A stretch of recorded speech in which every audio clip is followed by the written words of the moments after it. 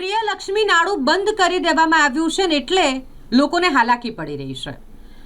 પ્રિયલક્ષ્મી નાડું બંધ કરાતા પારસીની ચાલ, અલકાનગર, ગાયકવાડી ચાલ અને સુરભી એપાર્ટમેન્ટ જેવા અનેક વિસ્તારના લોકો હેરાન થઈ રહ્યા છે। સ્થાનિક લોકોનું કહેવું છે કે અગાઉ જ્યારે પણ નાડું બંધ કરવામાં આવતું ત્યારે તંત્ર દ્વારા જાણ કરવામાં આવતી, પરંતુ આ વખતે કોઈ પણ પૂર્વ સૂચના વગર નાડું બંધ કરી દેવામાં આવ્યું છે।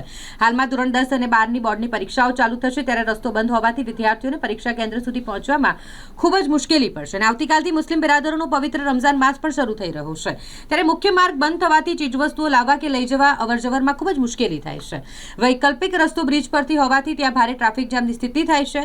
બીમારી કે અન્ય ઇમરજન્સીના સમયે લાંબો ફેરો કરવો પડતો હોય, વડીલો અને દર્દીઓની હાલત પણ કફોડી બની છે। સ્થાનિકોની એક જ માંગ છે કે વહીવટીતંત્ર અને રેલવે વિભાગ દ્વારા તાત્કાલિક ધોરણે અવરજવર માટે આ રસ્તો ખુલ્લો કરી આપવામાં આવે। પ્રિયલક્ષ્મી મિલ છે, છગલા ડોક્ટરની ચાલી છે, આ નાળો બંધ કરી દીધો છે।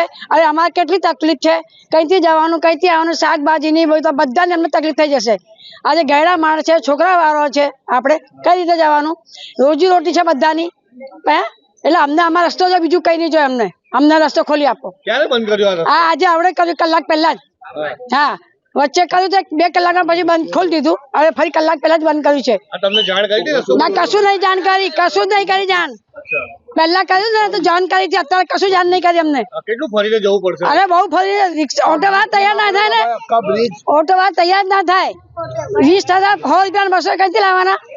આપડે આવક હોય ને એટલી બધી કદી લાવવાની, એટલી બધી આવક અમારો રસ્તો જોઈ, બસ બીજું કઈ નહીં છે અમારે। હા, જાય છે ને, બગડે છે ને। હા, અમને ખાલી રસ્તો ખોલો, બીજું અમારે કશું જોતો નહીં। સુશીલાબેન, મારું નામ મોહમ્મદ સલીમ ગફુરભાઈ શેખ છે।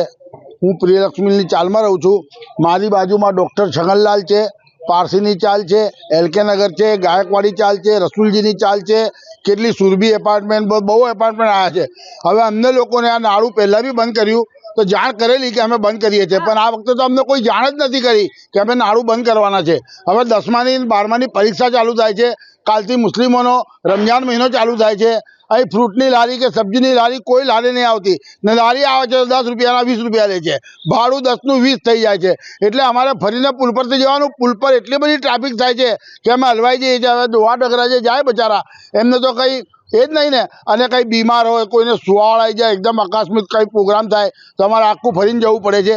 એટલે અમારી માંગ એટલી છે સાહેબ કે ખાલી અમને આવવા જવાનો રસ્તો કરી આપો ને અમારો નાળો થોડું ખોલી આપો, બાકી અમને કંઈ નહીં। પ્રિયલક્ષ્મી મિલની ચાલી, ડોક્ટર છગનની ચાલી, એલકે નગર, રેલનગર, સુરભી, એલમ્બિક નો રસ્તો, એલમ્બિક FCI ગોડાઉન નો રસ્તો, ગોરવા રસ્તો, અમને ઘડે ઘડે અહીંયા વારે ઘડીએ નાળું 2 મહિનાનું કે છે, પણ વર્ષ 1.5 વર્ષ સુધી ખોલતા નથી। અમારા છોકરાઓ સ્કૂલમાં લેટ પહોંચે છે તો સ્કૂલમાં બહાર ઊભા રાખે છે। કોઈ મરણ થયું, પછી કોઈ બીમાર થયું, કોઈ એ થયું, શાકભાજીની લારી, ફ્રૂટ વાળાની લારી કોઈ આવતું નહીં, વારે ઘડીએ આ નાળું બંધ કરી દે છે અને અમને વર્ષનું નાળું બંધ કરો, પણ અમને કોઈ બી રસ્તો આપો અમને। અને તો એવું હોય વર્ષ 5 વર્ષ બંધ રાખો, અમને રોજના 1000 રૂપિયા પહોંચાડી દેવાના, તો અમે 5 વર્ષ માટે બી નહીં બોલીએ। અમને વળતર જોઈએ, બહુ તકલીફ થાય છે। અને આ બ્રિજ નીચે તો, બ્રિજ ઉપર આ નાળું બંધ રહે છે તો બ્રિજ ઉપર એટલી ટ્રાફિક જામ થઈ જાય છે તો 3-3 કલાક સુધી ઉભું રહેવું પડે છે ના એ રસ્તો એ કરવા। ના, કોઈ નોટિસ નહીં આપી, કોઈ નોટિસ નથી આપી।